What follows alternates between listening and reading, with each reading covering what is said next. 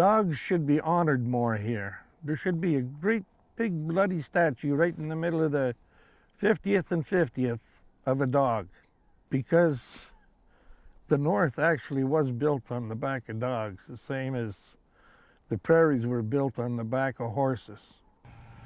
And the tractor come along down there, and up here the skidoo come along. And so now we're down to tourism dogs, pet dogs. There's no working dogs. I shouldn't say no. In the communities, there's still some working dogs, but surely not like it used to be. In this day and age, you don't really have to have dogs as your only source of transportation. There are options. When, 30 years ago, there weren't actually options. It was, if you wanted to go somewhere, you better get some dogs. Even when they're being raised, this young litter of pups, they're not playing with the kids. They're kept separate from the kids, and they don't want them to be trained as pet dogs. They want them to be trained more in their natural instincts, more like a pack of wolves. And that's the importance of raising a whole litter of puppies together, is that they're more of a cohesive unit.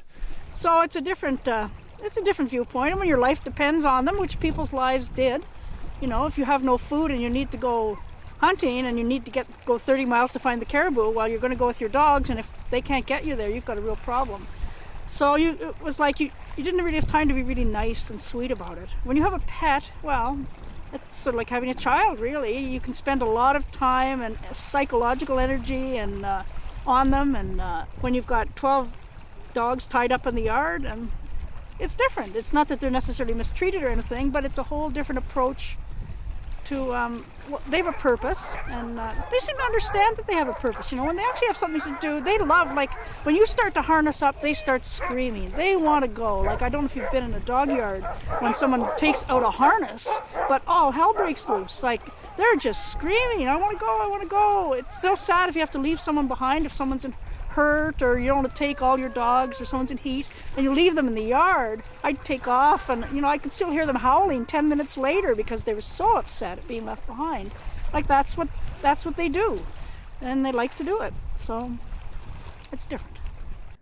I think if we could put that dog in the middle of the town there, or anywhere really, it should be a team of huskies, and put the big lead dog on the front there, and you could put the racing dog there too, because they're important.